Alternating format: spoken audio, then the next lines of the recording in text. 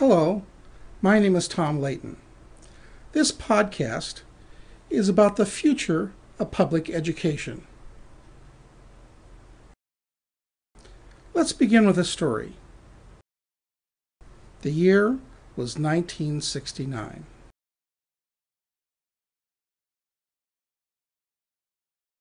Our hero is just about to graduate from college. He's under a great deal of pressure. He is still focused on avoiding the Vietnam draft. He's recently married. He's looking for a job. He doesn't actually want to be a teacher, but education was the only degree he could get with his odd assortment of credits. He just needs more time to decide on what he really wants to do in life. Our hero sits down to the last final exam of his undergraduate program. It's one of those education classes. The professor gives everyone 10 sheets of paper stapled together. All the pages are blank except for the first page. That page contains a single question, and he has 2 hours to complete his essay. He is not in the mood. Much to the surprise of the other students, our hero scribbles a single sentence on his exam papers, hands them to the professor, and leaves. He does not look back. You may be wondering, what was the question? The question was, what will education be like in 50 years? His smart aleck reply, since public education has not changed in the last 50 years, it is unlikely to change in the next 50. Let's see how his prediction is holding up. Let's see. 1969 minus 50 is 1919. If you were a high school student in 1919, you and your friends would assemble at a large building. You would all attend classes from early September to early June. For 4 years, from 8 a.m. to 3 p.m., Monday through Friday, you would take English, math, science, social studies, and elective classes in groups of 30 to 40 students. Each class would last about 50 minutes, and bells would indicate when you moved from one class to another. Indeed, it looks as if things did not change much from 1919 to 1969. How about moving forward? 1969 plus 50 years would make it 2019. Our hero only needs to be right for another 13 years for his prediction to be true. Will he make it? That is the question this presentation will try to explore. Let's assume that the function of public education is to prepare children for the world they will inhabit as adults. Our current educational system was an answer to the global change from an agricultural-based society to an industrial one. A large influx of immigrants had to learn how to work in factories and offices instead of on farms and ranches. They had to be trained to depend on a plethora of new technologies: electric lights, horseless carriages, telephones, phonographs, moving pictures, and radio. If our world is engaged in changes as sweeping as those in the Industrial Revolution, then our schools will have to change to accommodate the needs of our children. And if the pattern holds true, you should see the same kind of surge of technology that was characteristic of the early part of the 20th century. Globalization.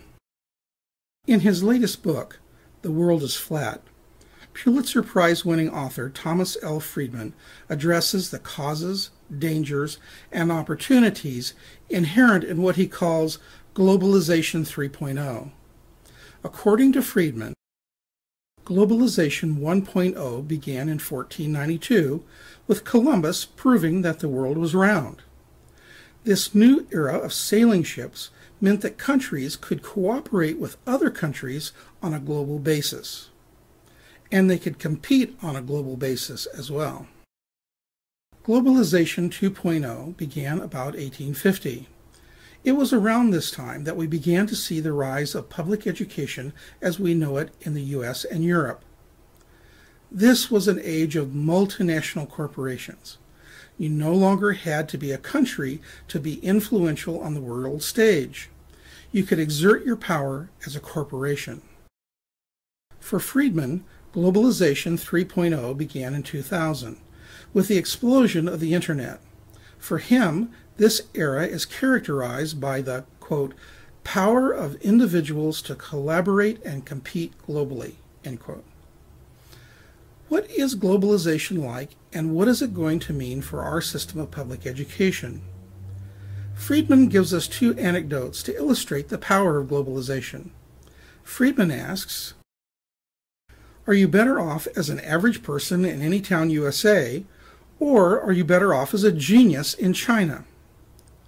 Before Globalization 3.0, the answer would be that it is better to be an average person in any town USA because where you live determines what opportunities, including educational opportunities, are available to you. Every mom and dad knew that where you lived determined the quality of the school your children attended.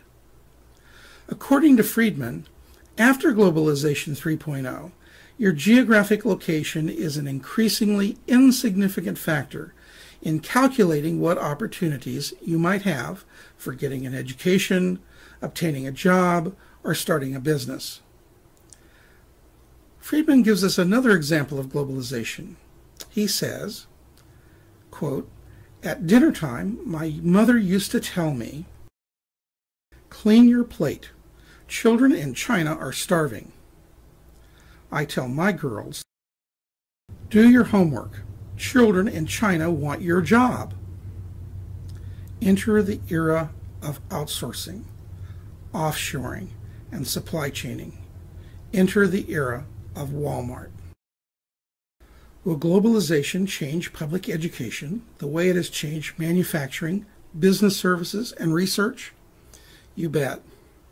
You can see, hear, or read reports on the effects of globalization on all aspects of our world, from jobs to culture, nearly every day. There is no reason to assume that public education will be exempt. Let's look at changes happening now with our faculty, our students, and our curriculum. Teacher shortages. Here's the problem.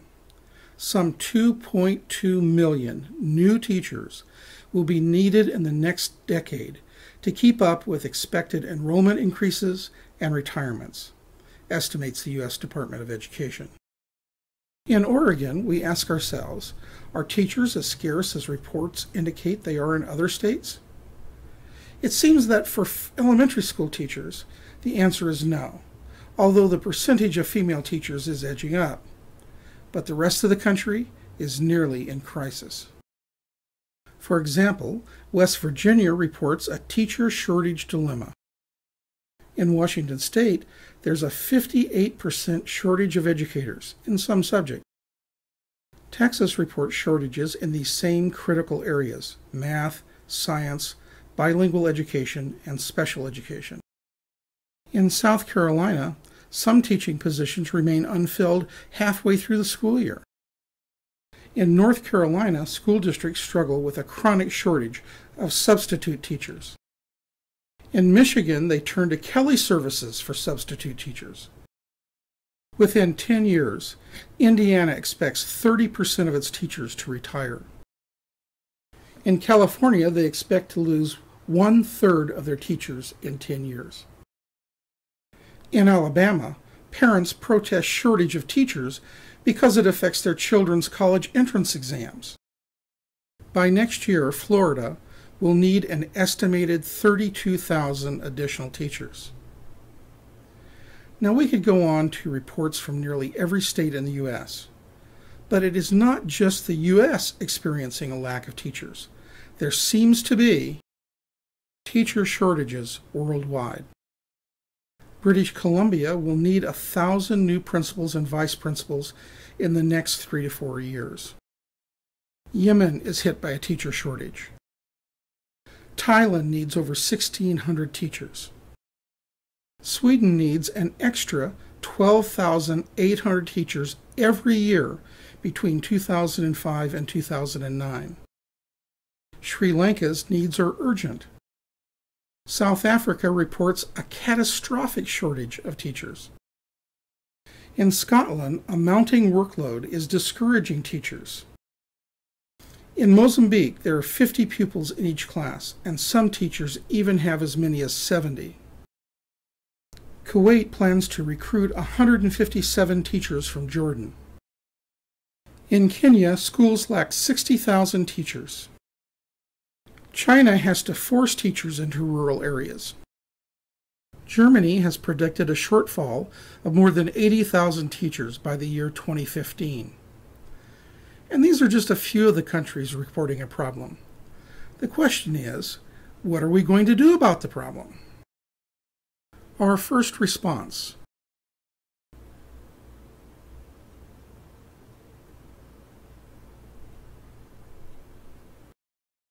Let's rehire our retirees. We could hire PhDs. It seems we have too many. We could retrain our soldiers as they leave the military. We could recruit teachers from abroad.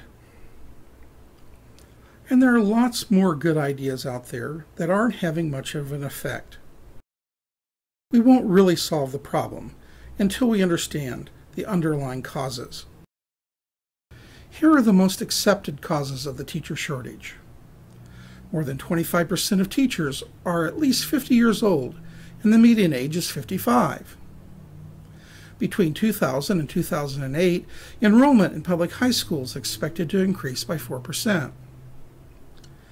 Many school reform efforts call for class size reduction, which requires more teachers. But these don't account for the massive teacher shortages. What is the real problem? The real problem is that we can't keep the teachers we train and recruit. Half of the teachers who begin their teaching career this September will be looking for a non-teaching job within 5 years. It's like pouring water into a bucket with holes in the bottom. It will never fill up. Plus, this merry-go-round of recruiting and hiring and recruiting is very expensive. Every year, American schools spend approximately $2.6 billion on teacher attrition. The cost of recruiting, hiring, and training a new teacher is approximately 30% of the existing teacher's salary, a cost that is not recoverable. The National Commission on Teaching and America's Future estimates that for every teacher who leaves, the school district spends approximately $12,500. Other researchers price attrition from $13,000 to $50,000 per teacher when accounting for losses in teacher quality and student achievement. Plus, this constant recruiting merry-go-round is causing an even bigger problem: teaching out of field. According to research done by Dr. Richard Ingersoll, almost 1/3 of all U.S. high school math teachers have neither a major nor a minor in math, or in related disciplines such as physics, engineering, or math education. Almost 1/4 of all high school English teachers have neither a major nor a minor in English, literature, communications, speech, journalism, English education, or reading education. Almost half of all high school students enrolled in physical science classes, that is chemistry, physics, earth science, or space science, are taught by teachers without at least a minor in any of these physical sciences. More than half of all secondary school history students in this country are taught by teachers with neither a major nor a minor in history. It is not that the teachers who teach out of field are not qualified. It's that all too often the math teacher is a fully qualified, fully certified English teacher with no background or no training in mathematics. Because Globalization 3.0 allows people to work around the world without leaving home, I believe that we will outsource teaching from inside the U.S. and outside the U.S. by distance learning. Is it better for your child to be taught calculus face-to-face from a great English teacher who has neither a major or minor in math, or taught online by a Russian living in Russia whose PhD is in mathematics? Or should your child simply wait until he or she gets to college to take calculus. Don't forget that your son and daughter will probably need a scholarship and a good SAT score in math in order to be able to even go to college. That's the choice you're probably going to have to make. Let's look at our students. We already know that almost half of 10 to 18-year-olds own a cell phone. But do we know that 23% of children in nursery school have gone online? That by kindergarten, 32% have used the internet? And that the largest group of new users of the internet are kids ages 2 to 5. Walt Disney will offer Disney Mobile through Sprint. It is designed for families with kids as young as 10. Leapfrog will launch the TikTok phone for children ages 6 and older. Firefly Mobile's phone is geared to kids ages 8 to 12. Mattel licenses the MyScene brand name, which focuses on preteens, to Single Touch Interactive. These numbers are from research done in 2003, basically before blogs. Even then, 30% of 6 to 8-year-olds who have access to the internet have plans to have a website. 12.2% of girls online from home had sites versus only 8.6% of boys. Even so, it is not as if every child on the planet had a laptop. Of course, there is MIT's One Laptop Per Child initiative. The prototype was just unveiled? The prototype was just unveiled last night by the Secretary General of the United Nations, Kofi Annan. And this is the very first prototype work? But, you know, what's happening here is fantastic. The governments are competing with each other to be the first buyers of the first million units. We want to give, again, I think, a laptop to every child on Earth through their government, 1 million units at a time. There's 1 billion kids. That's our 5-year goal. Will it take 7 years? Will it take 10 years? We don't know. But it's very ambitious. We need everybody's help. Yeah, that resonates.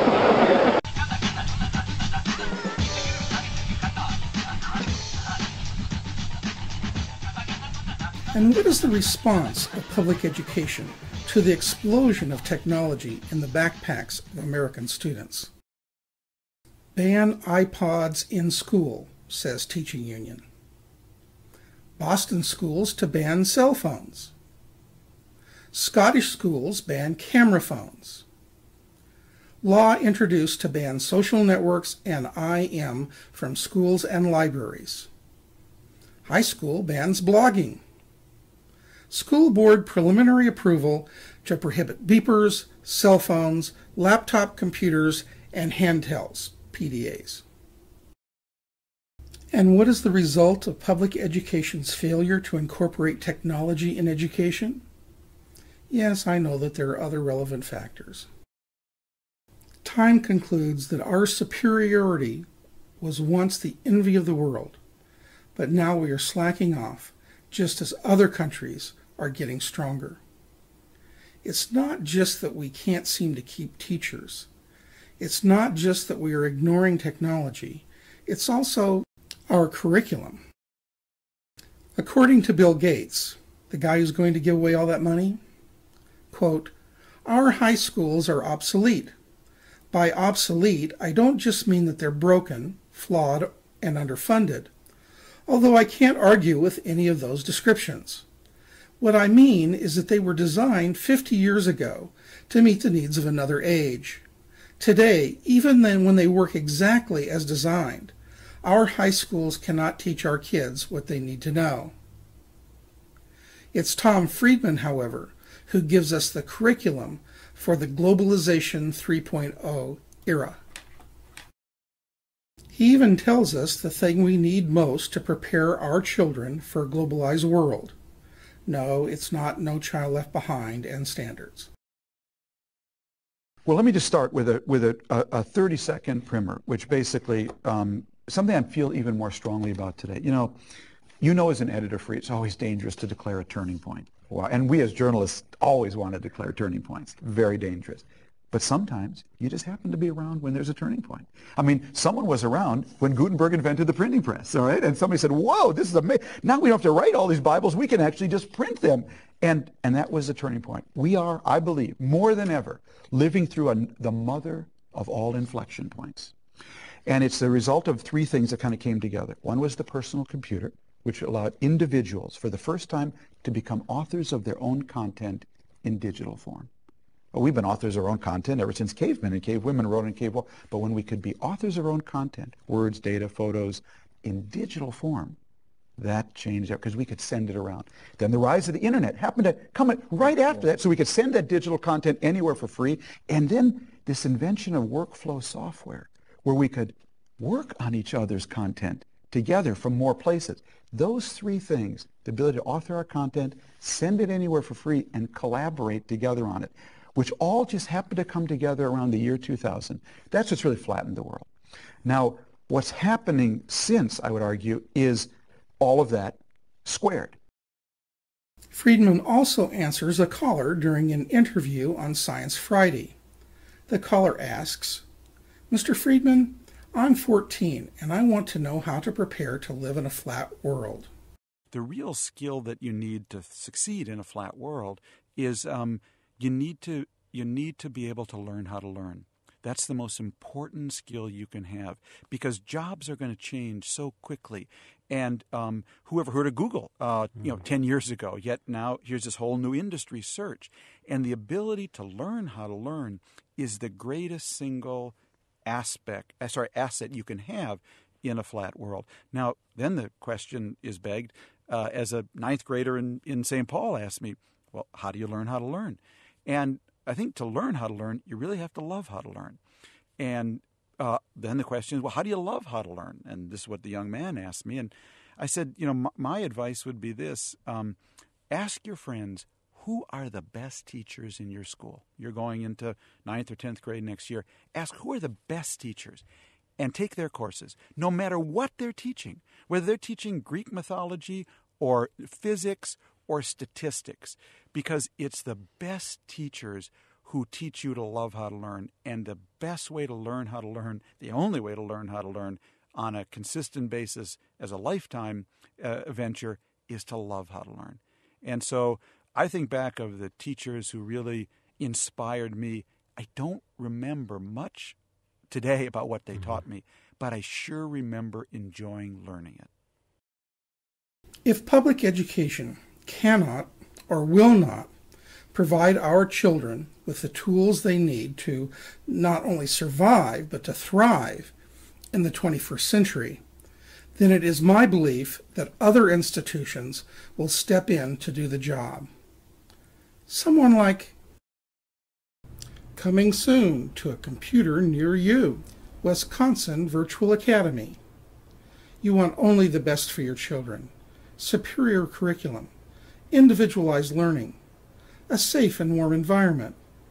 The Wisconsin Virtual Academy enables all of that with state-approved schooling for grades K through 8, delivered in your home in partnership with certified teachers. IQ Academies at Wisconsin.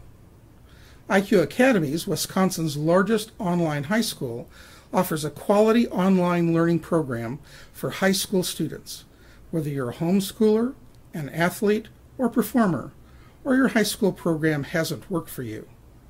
We offer an excellent education, industry-leading textbooks, free tuition for Wisconsin residents who enroll through open enrollment, a state-of-the-art Macintosh iBook loaded with the latest software, and a photo-quality printer. Connections Academy. Give your child a superior education at home. Connection Academy provides a tuition-free K through 10 public school option for your family. Free public school at home, first-class curriculum, personalized instruction, parent involvement, and flexibility. In 2004, when the Wisconsin State Legislature and the Wisconsin State Supreme Court decided to allow private companies who offer an online education to compete directly with public schools. These same companies spent $300,000 in paid advertisements, billboard space, and direct advertising during Wisconsin's annual 3-week open enrollment period in order to lure students away from their brick and mortar schools. Stay tuned, there's more to come.